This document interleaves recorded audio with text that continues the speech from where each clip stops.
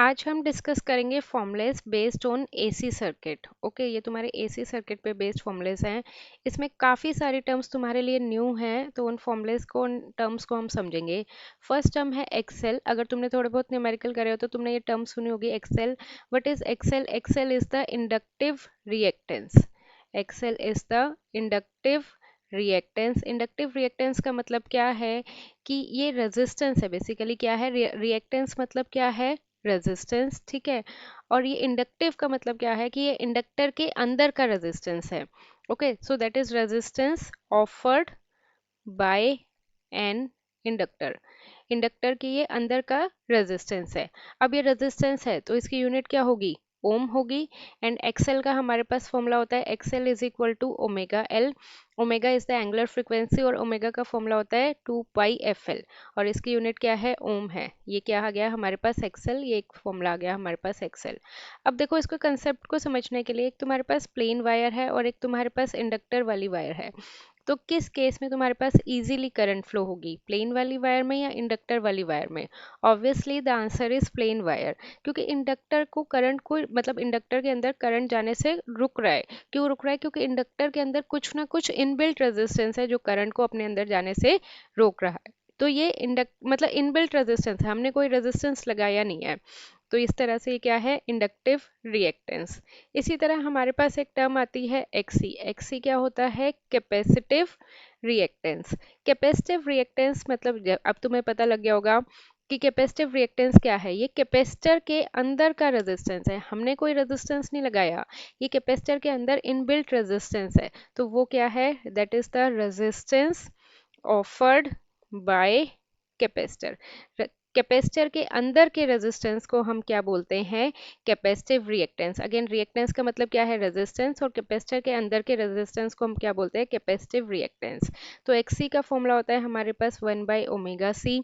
Omega का again 2 pi F सी, तो 2 pi F सी 1/2 pi F सी हो गया। ये रेजिस्टेंस है तो इसकी यूनिट भी क्या हो गई हमारे पास? ओम हो गई। ये दो टर्म्स तुम्हारे लिए न्यू है। अब हमारे पास एक टर्म आती है इम्पिडेंस। इम्पिडेंस को हम किससे डिनोट करते हैं? Impedance is denoted by Z. अब जेड कब हम यूज करते हैं? जब हमारे पास सिर्फ रजिस्टर वर्ड होगा तो उसका रेजिस्टेंस हम रेजिस्टेंस से डिनोट करेंगे। अगर सिर्फ इंडक्टर है हमारे पास, इंडक्टर को हम किससे डिनोट करते हैं? एल से डिनोट करते हैं। तो इंडक्टर के अंदर के रेजिस्टेंस को हम किससे डिनोट करते हैं? XL, that is equal to 2 pi F L. अगर हमारे पास कैपेसिटर है तो कैपेसिटर के अंदर के रेजिस्टेंस को हम किससे डिनोट करते हैं? Capacitive reactance, that is XC. और इसका फॉर्मूला भी तुमने पढ़ा है, that is 2 pi 1/2 pi F C. अब व्हाट इफ कि हमारे पास कॉम्बिनेशन हो। कॉम्बिनेशन किसका? आर और एल का, आर और सी का, या फिर हमारे पास कॉम्बिनेशन हो आर एल सी का। ठीक है। इन तीन कॉम्बिनेशन के केस में इनका जब रेजिस्टेंस होएगा तो इनके रेजिस्टेंस को हम किससे डिनोट करते हैं? इम्पिडेंस से। और इम्पिडेंस को हम किससे डिनोट करते हैं? जेड से। क्लियर है? तो ये भी क्या है? रेजिस्टेंस। तो इसकी इनकी सबकी यूनिट क्या होगी हमारे पास? ओम। क्योंकि रेजिस्टेंस की यूनिट क्या होती है? ओम। तो अगर आर और एल का कॉम्बिनेशन है तो उस केस में तुम ओम्स लॉ के फॉर्मूले में V is equal to I R नहीं लोगे। फर्स्ट केस में तुम क्या फॉर्मूला लोगे? V is equal to I R. Second case में क्या फॉर्मूला लोगे? V is equal to I into XL, क्योंकि रेजिस्टर इंडक्टर का रेजिस्टेंस एक्सएल है। नेक्स्ट केस में तुम फॉर्मूला क्या लोगे? V is equal to I into XC. अगर तुम्हारे पास प्योर कैपेसिटर है, प्योर कैपेसिटर मतलब सिर्फ कैपेसिटर है। बट अगर तुम्हारे पास कॉम्बिनेशन है आर एल का, आर सी का, या फिर आर एल सी का, तो उस केस में तुम्हारे पास क्या हो जाएगा? V is equal to I multiplied by Z. तो ये बहुत इंपॉर्टेंट फॉर्मूला है। ये तुम्हारा मैक्सिमम टाइम न्यूमेरिकल में ये वाला फॉर्मूला यूज होता है, बिकॉज तुम्हें पेपर में न्यूमेरिकल्स में कॉम्बिनेशन देते हैं आर एल, आर सी या फिर आर एल सी का। तो हमारे पास उस केस में क्या फॉर्मूला यूज होएगा? V is equal to I multiplied by Z. तो अगर हमारे पास R और L का कॉम्बिनेशन है तो उस केस में हमारे पास फॉर्मूला क्या होता है? Z is equal to root of R square plus XL square. और इसकी यूनिट क्या हो जाएगी? ओम। अगर हमारे पास कॉम्बिनेशन है R और C का तो उस केस में फॉर्मूला क्या हो जाएगा? Z is equal to root of R square plus XC square. अगर हमारे पास कॉम्बिनेशन है R L और C का ठीक है, तो उस केस में हमारे पास फॉर्मूला क्या हो जाएगा, z is equal to root of R square plus X माइनस एक्स सी का होल स्क्वेयर। अब ये फॉर्मूला आए कहाँ से, ये डेरिवेशन से आए हैं, ये हमारे पास इम्पिडेंस ट्राइंगल से आए हैं। ओके, इम्पिडेंस ट्राइंगल मैं तुम्हें बाद में बताऊंगी, थोड़ा सा भी बेसिक बता देती हूँ। इम्पिडेंस ट्राइंगल हमारे पास वो ट्राइंगल होता है जिसमें सारे रेजिस्टेंस होते हैं।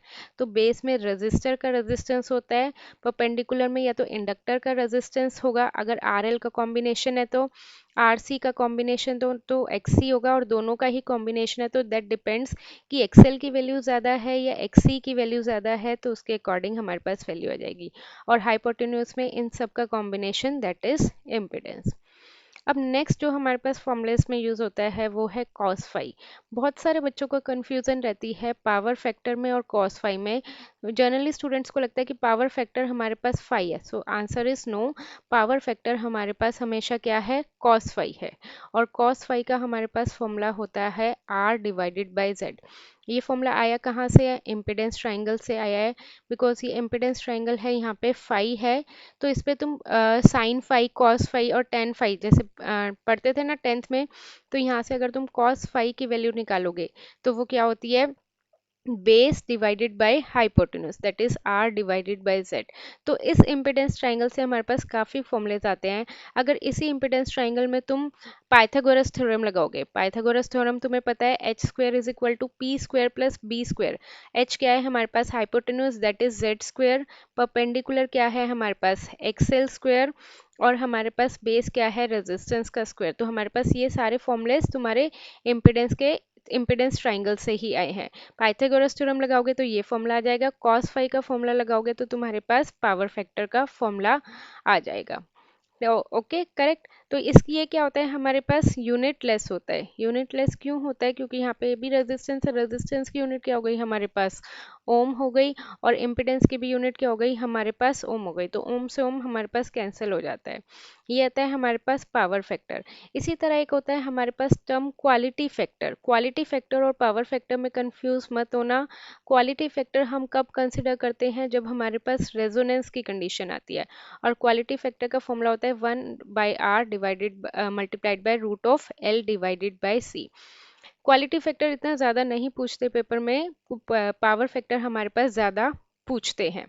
ओके, अब अगर हमारे पास रजिस्टर का केस है तो उस केस में हमारे पास करंट एंड वोल्टेज हमेशा क्या होते हैं, सेम फेस में होते हैं। ओके, अगर हमारे पास इंडक्टर का केस है तो उस केस में current lags voltage by an angle of phi. अगर हमारे पास कैपेसिटर का केस है तो उस केस में क्या होता है, current lead voltage by an angle phi. अब ये चीज़ तुम्हें याद करने का मैं तरीका भी बता देती हूँ। सिविल वर्ड सुना होगा ना तुम लोगों ने, civil. Here C stands for capacitor. Okay, capacitor के केस में देखो करंट पहले है वोल्टेज से, तो करंट क्या कर रहा है, लीड कर रहा है, जैसे चोर आगे है पुलिस पीछे है। तो L stands for inductor. Inductor के केस में हमारे पास वोल्टेज क्या है, पहले है, और करंट क्या है बाद में, तो वोल्टेज लीड कर रहा है। तो इस स्टेटमेंट को मैं ये भी लिख सकती हूँ वोल्टेज लैग करंट, या फिर इस स्टेटमेंट को मैं ये भी लिख सकती हूँ वोल्टेज लीड करंट।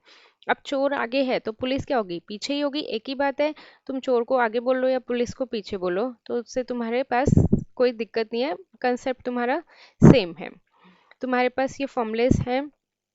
अब इसके बाद तुम्हारे पास वोल्टेज ट्राइंगल के पे बेसिस पे फॉर्मूले आते हैं। V R is equal to I multiplied by R, V L is equal to I multiplied by X L, V C is equal to I multiplied by X C.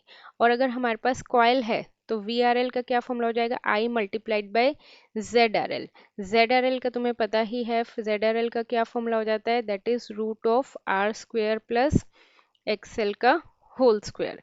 और अगर तुम्हें total voltage निकालनी है तो total voltage का क्या formula हो जाएगा, वी आर का square plus V L minus V C का होल स्क्वेयर। अब तुम सोच रहे होगे कि ये सारे फॉर्मूलेस आए कहाँ से हैं, ये सारे फॉर्मूलेस हमारे पास कहाँ से आए हैं, वोल्टेज ट्राइंगल से। वोल्टेज ट्राइंगल में बेस में क्या होता है, रेजिस्टेंस, तो voltage drop across resistor. Perpendicular पे क्या होता है, वोल्टेज ड्रॉप अक्रॉस इंडक्टर या फिर वोल्टेज ड्रॉप अक्रॉस कैपेसिटर। और यहाँ पे क्या होता है हमारे पास टोटल वोल्टेज। क्लियर। अब इसी तरह हमारे पास एक नई टर्म आती है that is power. Okay, power हमारे पास तीन कैटेगरी में डिवाइडेड है। एक होती है हमारे पास एक्टिव पावर, एक्टिव पावर को हम P से डिनोट करते हैं। एक होती है हमारे पास रिएक्टिव पावर, रिएक्टिव पावर को हम Q से डिनोट करते हैं। और एक होती है हमारे पास एपरेंट पावर, एपरेंट पावर को हम S से डिनोट करते हैं। एक्टिव पावर कब यूज करते हैं? जब हमारे घर में रेजिस्टिव लोड होता है, जैसे हमारे घरों में कौन सा लोड होता है? Resistive load. रिएक्टिव पावर हम कब यूज करते हैं? जब हमारे पास इंडक्टिव या फिर कैपेसिटिव लोड होता है। और एपरेंट पावर हम कब यूज करते हैं? जब हमारे पास आर एल आर सी या फिर आर एल सी का कॉम्बिनेशन होता है। एक्टिव पावर का फॉर्मूला होता है V I cos phi, reactive power का फॉर्मूला होता है वी आई साइन फाई, और एपरेंट पावर का फॉर्मूला होता है वी आई। एक्टिव पावर की यूनिट होती है watt standard unit, reactive power की यूनिट होती है V A R, V A R is the volt ampere reactive. And apparent power की यूनिट होती है VA, VA मतलब वोल्ट एम्पियर। ठीक है, एक्टिव पावर को हम रियल पावर के नाम से भी जानते हैं या फिर ट्रू पावर के नाम से भी जानते हैं। तो क्वेश्चन में जब भी तुम्हें कहेंगे कि कैलकुलेट एक्टिव पावर, तो उस केस में तुम क्या फॉर्मूला लगाओगे? V I sine cos phi और V I sine phi reactive power के केस में तुम्हें ज़्यादातर पावर फैक्टर दिया होता है, मतलब कॉस फाई की वैल्यू दी हुई होती है। अगर तुम्हें साइन फाई की वैल्यू निकालनी है तो साइन फाई के केस में कैसे निकालोगे? तुम्हारे पास एक फॉर्मूला होता है sine square phi plus cos square phi is equal to 1, होता है ना ये फॉर्मूला, तुमने मैथ्स में पढ़ा था कि अगर तुम्हें कॉस फाई की वैल्यू पता है तो क्या तुम यहाँ से साइन फाई की वैल्यू निकाल सकते हो? तो आंसर इज यस कि तुम इसके वैल्यू निकाल सकते हो। ठीक है, ये इस फॉर्मूलेस हैं, इसमें कोई डाउट हो तो मुझे कमेंट करके तुम पूछ सकते हो।